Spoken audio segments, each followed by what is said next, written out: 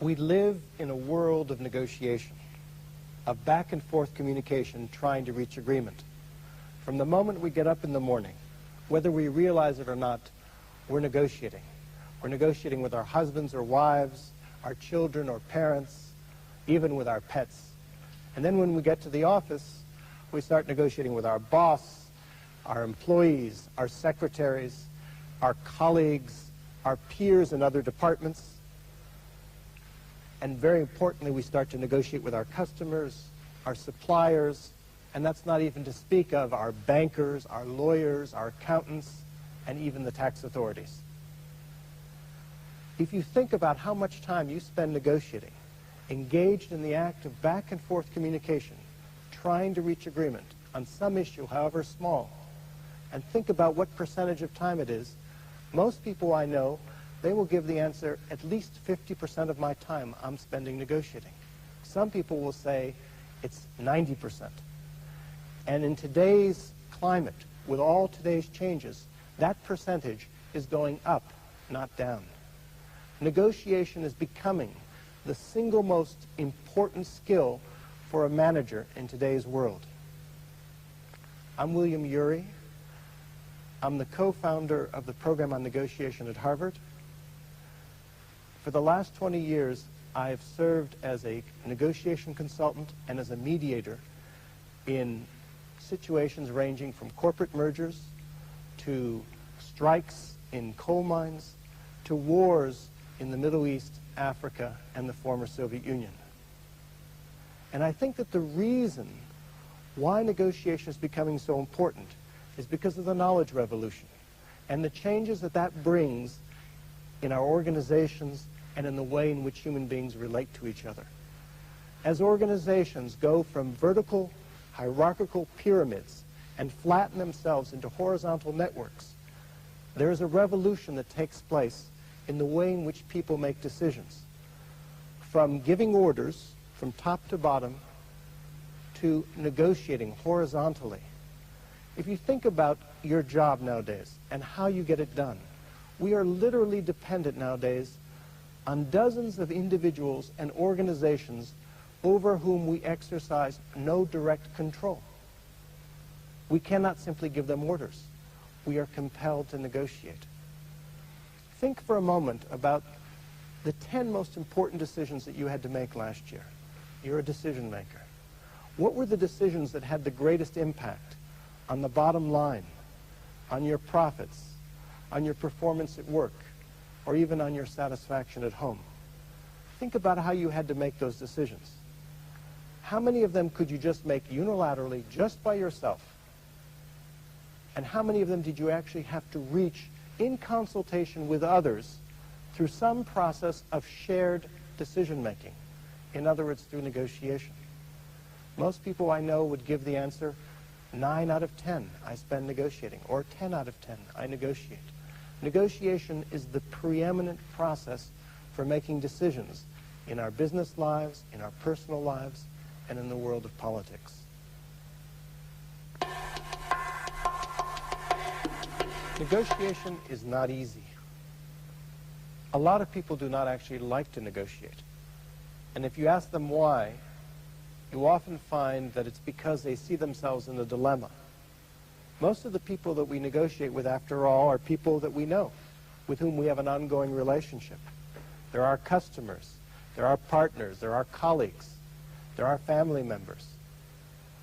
And we're constantly in a dilemma as to whether or not we should adopt a soft approach or a hard approach.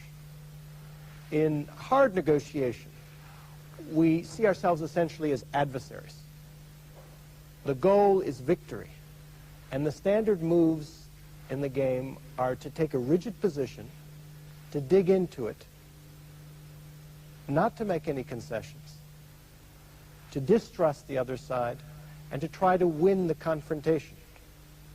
Now, in the soft approach, on the other hand, we see ourselves as colleagues or friends, and the goal is not victory, it's agreement. The standard moves in the game are not to dig into a position, but to be flexible, to make offers, to trust the other side, and to avoid confrontation.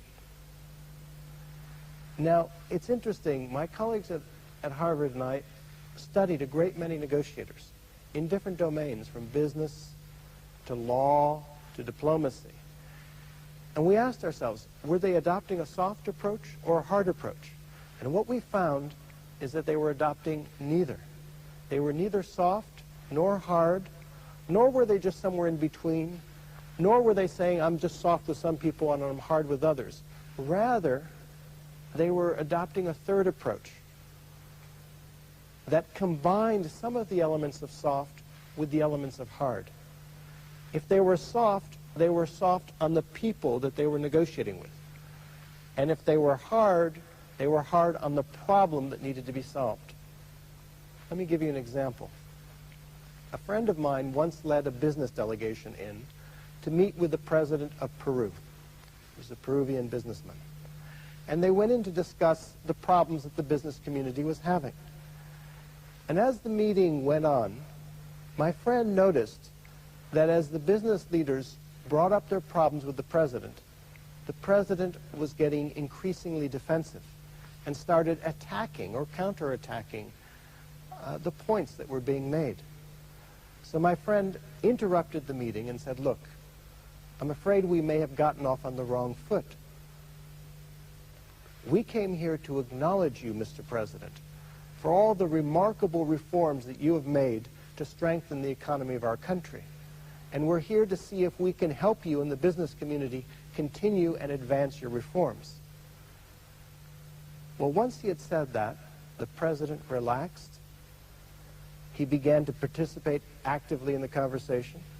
The meeting went on 3 times longer than scheduled. And at the end, the president asked the business leaders present to serve in his own administration, in his own government, as the advocates of the business community. That's the advantage of being soft on the people if you need to be hard on the problem. In fact, the harder you need to be on the problem, the more you need to get your interests met, the softer you need to be on the people. Soft on the people, hard on the problem. Now, there are 7 basic principles for negotiating that epitomize this approach of being soft on the people and hard on the problem.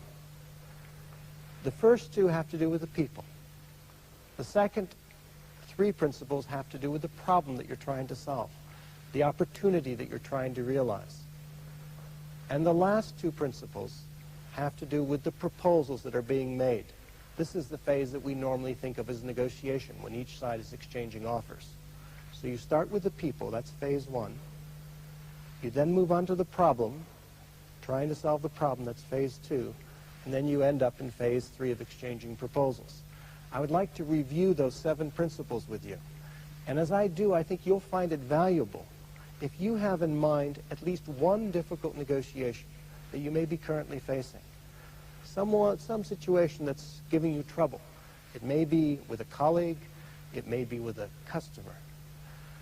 As we go through this fundamental framework, if you take a look at how would this work for you, how would these principles work for you in your own particular situation, I think you may get an idea or 2 about how to approach the situation.